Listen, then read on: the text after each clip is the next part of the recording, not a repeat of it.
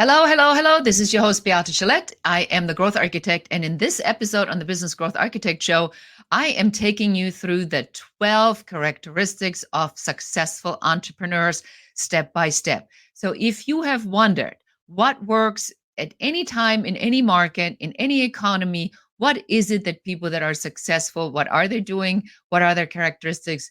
Go and listen to the full episode right now. I see you there.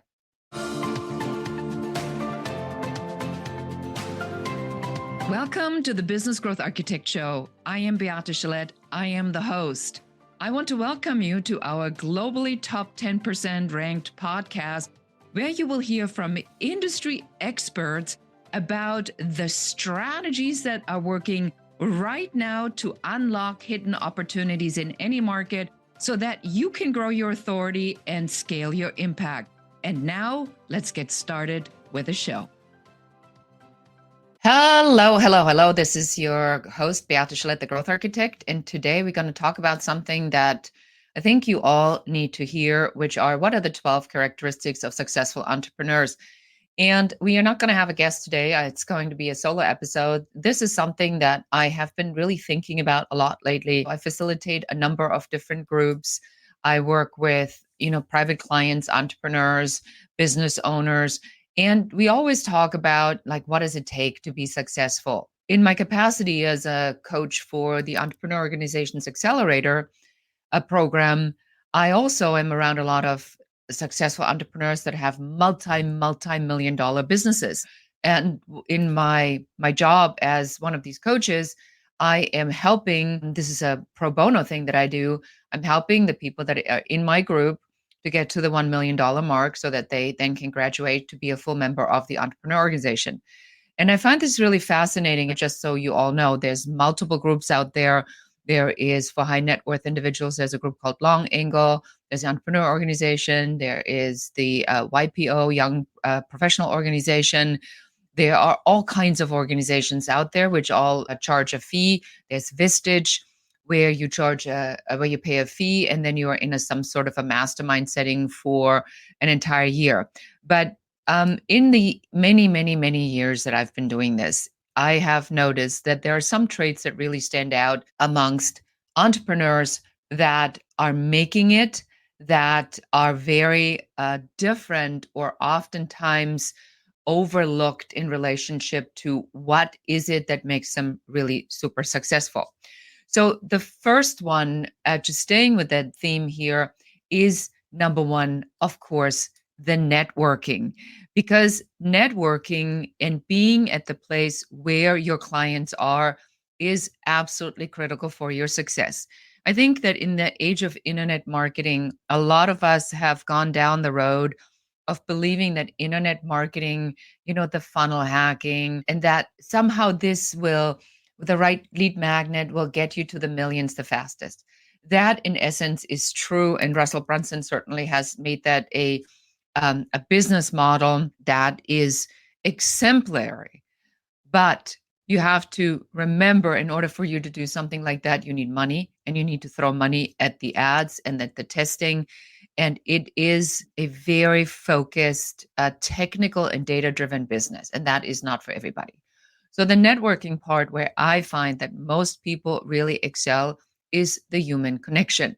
So you need to go where your clients are, and you need to connect with your clients at the level that they're operating at. And for me, that is either speaking, podcast hosting, or podcast guesting, so I get the word out, build my authority, or it is to go to event where my ideal clients are, because I know that when I speak, people know I know my stuff. I've been doing this for a while. I'm not a bullshitter. This is a straight up information. So networking is number one. Networking, aside from networking, let's go into the number two piece, and that is really the strategy. I'm a business strategist, and for me, strategy is really simple, because strategy means problem solving, strategy means reverse engineering, strategy means being very clear on what the goal is that you want to get to, and then being able to reverse engineer that step by step into where you want your clients to go and where you want yourself to go. So the strategic part is mostly about a vision, a long-term vision, and the ability to make these plans or the main plan based on that, and then plugging in the different tactics or sub strategies, if you want to call them, whatever suits you best, to achieve that particular goal. Now, the piece that comes immediately next is mindset. And it's interesting because people think that strategy and mindset really doesn't go together, but it really does. I'm a big believer on mindset. So if you heard this podcast before, you see that we have multiple topics on mindset. We had David Nagel, who talked about the double binding message, and we had Blaine Bartlett, who talked a lot about mindset. So mindset is for people that are successful. Remember, that's what we're talking about. What are the 12 characteristics for entrepreneurs that make them successful? And that is the clarity of the vision. Now, that goes hand in hand with the strategy because, see, once you have envisioned the goal, right, then you have to hold that in your mind for you to consistently take actions that are moving you in that particular direction. If you have just a strategy, but then you have a fingers crossed or let's see how it goes. If you want this explained, you really need to listen to the episode with David Nagel. Is what is that friction, the double binding message that you are having here that is prohibiting you from stepping into that? And this is a critical piece, and this will never go away. You will never master that fully. It is a day-to-day, year in, year out mindset practice that you must have, where you do whatever your meditation, where you do your visioning, your vision boarding, where you do your mantras, whatever that is. Or some people listen to music to get them in a particular mindset before they go into these kinds of pieces. But you need to control your mindset. I read a great quote, and it says that the mind really is the athlete and the body just is the vehicle. So the mind is the most important thing that you need. Now, from there on, we're going to go into number 4, and number 4 is the self-motivation. There was once a quote, and I don't remember who that was, who said, "What do you do to stay motivated?" And the I don't know if it was Bob Proctor or somebody like that, or Mark Cuban. I don't remember who it was, so forgive me for maybe not having this properly attributed. But the answer was, if you need somebody as an entrepreneur to motivate you, you're in the wrong business. If you cannot get up in the morning and have that clarity of the strategy with a mindset image clearly in your head, and you're fired up to achieve that, there's nobody out there. Because your mom and your dad and your relatives and your friends that were apprehensive about you doing this anyway are programmed differently than we are as entrepreneurs. They are programmed for safety. They believe that having a real job may be the safety. We know now that that's not true, because in if I look at the organizations and what they're doing right now, that's the last place that safety can be found. And the only safety you have is the safety you have in the trust in yourself. So make sure that your self-motivation, the drive and the determination for you to be able to go into these challenging moments that you will have as an entrepreneur, that you can master them without falling back. Let's go to number 5. And so number 5 is about, what are we going to do for a customer focus and market research and really getting clear on bringing solutions to our clients. You are in business because you have an idea.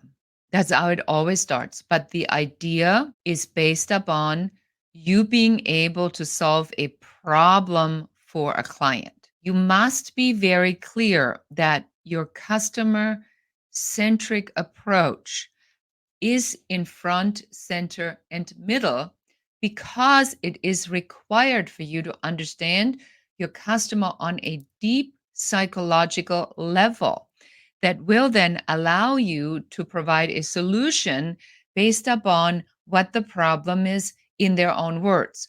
Now, if you have not heard me talk about this, you need to go and check out the 5-Star Success Blueprint. I just did a 5-part training where I take you through the step by step by step. And I want you to just go to the 5-Star Success Blueprint. I want you to look at that, and I want you to see these elements of this training and understand on how the offer fits into the overall structure. And you find it at 5starsuccessblueprint.com. The objective here is, and I'm just going to spend one more minute on this. You may know what the actual problem is, and you want to solve that because when the client says, I need to find more clients, you know that it's not, the problem is not finding the clients. That's how it shows up. But there's 6 other problems that are the reason why they're not finding any more clients. So you want to vomit what you know on them. You have to present this problem that they're having in language that they understand. Your solution needs to be delivered so it solves the problem. Sometimes you can't even talk about this other than in broad terms of what your solution solves. You cannot oftentimes give them details on how this exactly works, which is a little bit counterintuitive. But this is a very important success strategy for entrepreneurs to understand that part. So let's go from there on in the next part, and that is sales and marketing. I have news for you. Everything you do centers around sales and marketing. If you are the best kept secret, nobody's going to buy from you because nobody knows you exist. So you must build your authority. And we talk about this in growth architecture a lot. You must build your authority in such a way that people are seeing you as an authority in the field, in the industry, solving the very problem that you talked about. I hear a lot of times there is apprehension about sales. The key to successful problem solving and sales is that you need to detach yourself from the notion that you're making a sales call. You want to connect with people basically on the same level. Another interview I did with Matt Ryder, if you have not listened to the interview with Matt Ryder on sales, you're missing out. That guy is literally one of the, if not the top sales guy in the country right now. And he has figured out how to have these conversations like nobody I've seen before. And believe me, I know a lot of people and I see a lot of people, but Matt Ryder, you must check this out. He'll actually give you the script. That's how amazing he is. He's given me the script to give to you. So if you're missing that episode, go there now. Matt Ryder on sales, and look at it from the perspective that you are having a conversation to really figure out what's going on with them. Matt Ryder has one premise, which I have never heard and think is the most powerful premise I've heard amongst salespeople. He says when he goes in as the authority in his category, which is sales.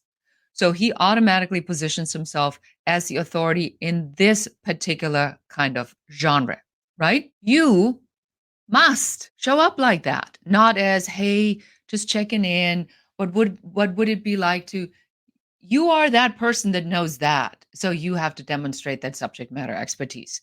So super, super, super important. Now, let's go to the next one. And that is your ability to solve problems as our characteristic number 7. And solving problems means that you have to get very clear what the problem actually is. Now, this is interesting. Many entrepreneurs, business owners, are unaware what the actual problem is. When we hear our clients talk, we go, that's not really your problem. That's your problem. We do the same thing. So unless you have a subject matter expert like me, a coach, consultant, strategist who comes in and looks at this and says, oh, that's not your problem. Your problem is your mindset, or your problem is that you try to do everything by yourself. Your problem is you do mini-me cloning. Your problem is you have no operational processes and procedures. Your problem is that you are on the ground floor and not on the upper floor. It is difficult to see for ourselves. There is no reward for doing everything on your own. There's no tombstone. And I was just at my father's grave in Germany, and I looked at a lot of the tombstones, and I can tell you with absolute certainty, there's not one single tombstone. Not one that says, here lies a man or a woman that did everything by themselves. What does it say? Beloved father, husband, business owner, entrepreneur, carpenter, train conductor. This is old Germany, so they do actually have these kinds of things on these tombstones. So get clear about that. The problem that you think it is may not be the problem that it actually is. Get the help to have an outside perspective to help you figure out and analyze what that actual problem is. Now, that gets us to number 8. And the number 8 characteristics is decision making. OMG. Can I just tell you on how many times I talk to business owners, entrepreneurs, creatives, and they have so many ideas that they get confused which of their ideas is the best idea. And then they keep changing and changing and changing and changing. And the result is confusion. Because didn't we just talk about that the strategy, the vision of the business, and then the mindset on holding that vision is really critical? If the vision constantly changes, there cannot be any strategy and the rest is already falling apart. So you want to be clear about that the decision making means when you go to bet on a horse, there's a point where you have to place the bet, or you play roulette, or you buy a car. There is a point where you have to make a decision. You buy a house, you get into a relationship, you decide to have a baby. There is a point where you have to make an actual decision, and then the decision is made. There is no turning back. You will adjust the path along the way, but the decision is made. So make sure that you ask yourself in your success as an entrepreneur, am I actually making a decision? And in mindset, this is one of the most important things, is to make the decision that this is what we're going to do, because it determines literally everything else. That now goes to our point number 9, and that is resilience. I'm a master in resilience. I always say resilience is the audacity to not give up. Resilience means that sometimes life just sucks. It just sucks. Something that you loved doesn't love you back. Bad stuff happens. Somebody gets sick. Somebody dies. A deal you thought was a done deal fails. People are flakes. People say they're going to work with you and then they don't, or they pull the plug at the last minute because they don't have these attributes that we just talked about. So the resilience is there will be setbacks. This is very famous, and you've seen this 1,000 times. It's not a clear line from here to there that just goes ever so consistently up. It's like a wild, crazy zigzag ride with valleys and dangerous animals and trap doors. So you got to be clear that that's going to happen, but that when these exit routes shut down, there's another road for you that need to be going. So look at this, the failure, not from, when something doesn't go right and you need to activate your resilience, don't look at it as a failure. Look at it as, it's a recognition, a knowledge that this particular thing doesn't work. And then just let it go. That's resilience. And sometimes it's very difficult. I mean, I know everything about this. I mean, fires, floods, riots, earthquake, a lawsuit, September 11th wiped out $500,000 for me. If you haven't heard my story is littered with resilience and adversity, and to the point where I'm like, God, what the heck is going on here? This is just not normal. But I'm here to tell the story. And I did sell my business for millions of dollars to Bill Gates. So when that ship came in after 13 years of just brutal hardship, was that worth it? What do you think? So you just don't know how this hardship and the resilience you need to activate plays into the overall plan. Now, that brings us to number 10, and that is the financial management numbers. You got to know them, even though they may not be what you want, even though you may be ashamed or embarrassed about them, or you may not be where you want to be. You got to know what your run rate is a month. You got to know what your expenses are. You got to know what the cost is that you need to operate. And you got to know if what you do works or not. If nobody buys what you're doing, it's not working. And believe me, I've been through this multiple times in my career, in my business, where I'm convinced that something is a really good idea only to find out that it isn't, or to find out that it can work, but that's not something that I want to do. So you have to know and look at the numbers and say, at this number, is it worth it for me to be doing this? That brings us to number 11, and that is adaptability. Adaptability is a term that comes from understanding that things may not work out the way you had anticipated it. The way the way business development goes, or the way spiritual development goes, or the way anything goes, is that certain things you need to experience so they get you to that next thing. I always say with adaptability, like the second step doesn't show up before you've taken the first step.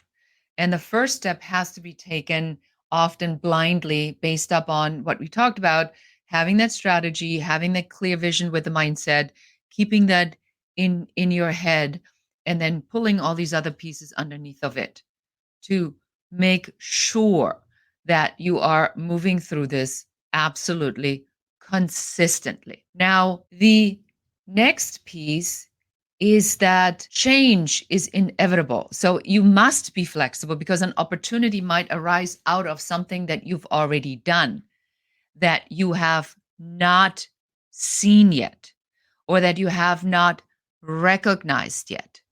And now, with this adaptability concept, when something new comes up, instead of insisting, and I mean, how many people do you know that keep insisting that their way is the only way? Instead of insisting that this one thing that you always believed in is really the right thing, adaptability allows you to say, you know what, that was a really good idea up until now when I realized that something else came that is more important, that's more powerful. And you change because adaptability is absolutely everything. And that brings us to our final one, and that is number 12, and that's creativity. Everyone's creative. You are creative because you wouldn't be listening to this unless you had creativity to go out to find solutions for some of the questions that you have and some of the problems that you're having, or to get inspired and to find motivation. So the creativity is the lack of insistence that the one way you've learned it is the right way. And I heard a great story, and forgive me if you've heard this before, but